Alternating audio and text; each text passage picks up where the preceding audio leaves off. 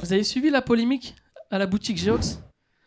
Ouais, vous avez vu? Je vous explique pour ceux qui n'ont pas vu, il y a une boîte d'intérim qui a envoyé une femme travailler dans une boutique Geox.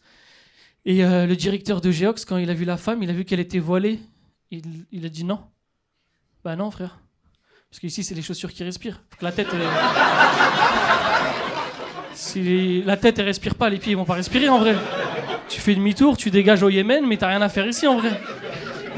Du coup, la meuf, elle a filmé le truc.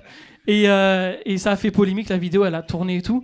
Moi, je suis pas là pour dire voile ou pas voile, est-ce qu'on peut les laisser travailler? Non, je sais pas quoi. Je vous parle même pas du fond. Le fond, je m'en fous. On peut pas forcer les gens à nous aimer. Ça, j'en suis certain. Et si on refuse de t'aimer avec ton voile, bonne chance. Moi, j'en ai pas. Non, mais tu vois, je me prononce même pas sur le fond. Le fond, tu peux pas forcer les gens, tu vois. Juste ce que je sais, c'est que après, il y a eu Jean Messia qui a fait une cagnotte pour soutenir le directeur de Geox. En une journée, la cagnotte, elle a récolté 50 000 €. Comme je t'ai dit, moi, le voile... Mais les gars, il y a de l'argent à faire, hein. Non, mais parce qu'en vrai, de vrai, moi, des femmes voilées, j'en connais 2-3 dans ma famille. Si vous avez une entreprise en faillite, on fait un queutru. On fait une réunion, je les ramène. En plus, on va pas les identifier, elles sont habillées en ninja. C'est carré de fou. Je vous les envoie dans vos entreprises, filmés, cagnotte, moite-moite, c'est carré. Parce qu'on peut pas forcer les gens à nous aimer, mais si on peut faire de l'oseille, déteste-moi, c'est carré. Tu sais que j'ai posé la question, là, je parle de ça là hier sur scène, ici. Hein. C'est-à-dire, c'est des blagues. On fait des blagues pour dénoncer des choses. Je voyais un daron, 80 piges. Je vois, il est très sérieux. Je fais, qu'est-ce que tu fais là? Il dit, j'ai réfléchi à ton truc là. C'est pas mal.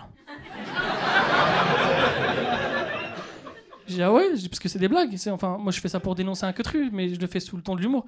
Il me dit, non, mais c'est une bonne idée, ça. Il me dit, j'ai déjà le nom.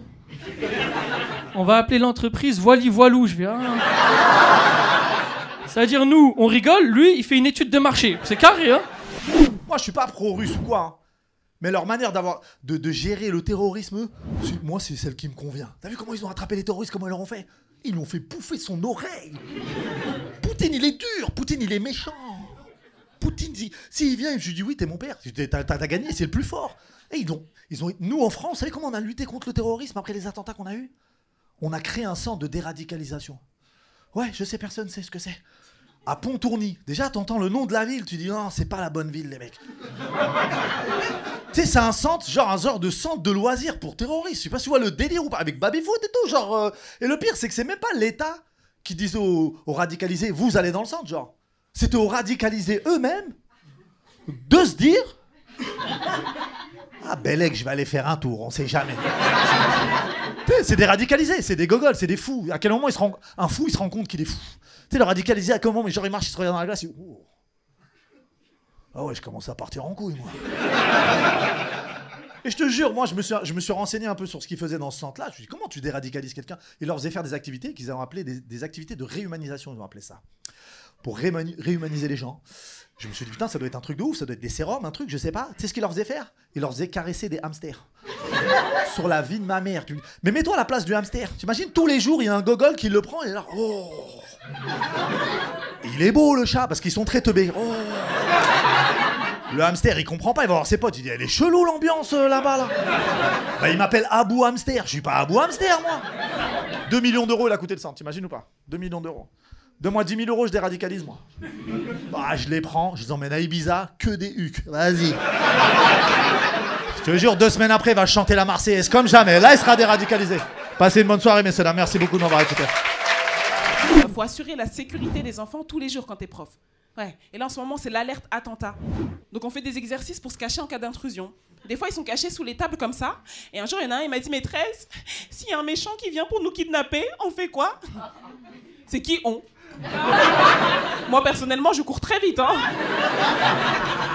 Ah. Après, en vrai, je sais que s'il y a un intrus qui rentre dans ma classe, il va tenir 2 minutes max. Je lui envoie mon meilleur élément, Ryan. Ryan, il va le voir, il va lui dire, monsieur, bah tu sais, bah en fait, bah parce que, bah hier, et bah après, bah même, bah tu sais, ma maman, elle a pas de zizi, hein.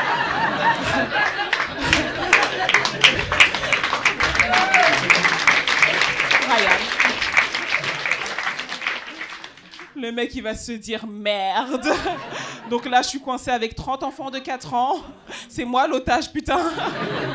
Et il y a Mathéo dans ma classe qui a toujours des bonnes idées. Mathéo, il m'a dit, s'il y a un méchant qui vient, tu lui donnes ton argent, comme ça, il s'enfuit loin. Et là, il me dit, sors ta carte bleue. Avec mon salaire de prof. Il va pas aller loin, il va faire Paris-Roubaix Max, hein, le ravisseur. Hein. Mais en vrai, t'attaques pas une école pour de l'argent, t'attaques l'école pour un symbole. C'est quand tu veux nuire à l'avenir de l'État. Mais si tu veux nuire à l'avenir de la France, Ryan, laisse-le en liberté. Hein. Vraiment. Hein. C'est pas Ryan qui va relancer l'économie du pays, hein, je vous le dis. Hein. Ryan, il mange des fourmis. Des fois, il m'en propose, il me dit, maîtresse, t'aimes bien? J'ai bah non. Mais vu comment tu te régales, ça doit avoir un goût de chips. Il m'a dit, non, c'est un goût de fourmis. Ok. Là, pendant qu'on parle, à Dubaï, c'est inondé. C'est un désert. Non, mais je crois que vous avez pas compris. Ils ont joué à faire ils faisaient de la pluie. Je sais pas si vous comprenez. Ils ont dit, nous, le soleil, ça va 2 minutes. On va créer de la pluie. Et ça a tellement bien marché qu'ils ont pris 2 ans de pluie en 1 jour. Et là, il y a tous les influenceurs qui sont là, ouais, j'ai de l'eau partout. Et t'as les rageux comme moi qui sont là, bien fait pour toi.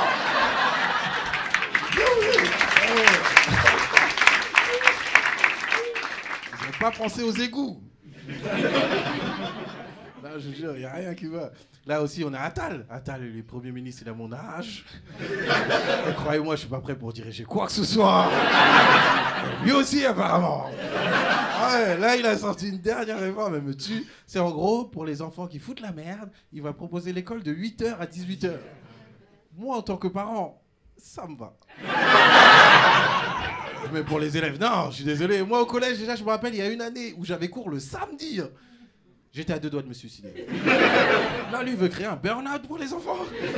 Et en gros, si tu fous la merde, maintenant, dans ton diplôme, que ce soit BEP, CAP, tout ce que tu veux, brevet, il y a une petite annotation comme quoi, fouteur de troupe, tu vois. Et moi, j'ai trouvé ça culotté de sa part. Montre-nous tes diplômes, déjà.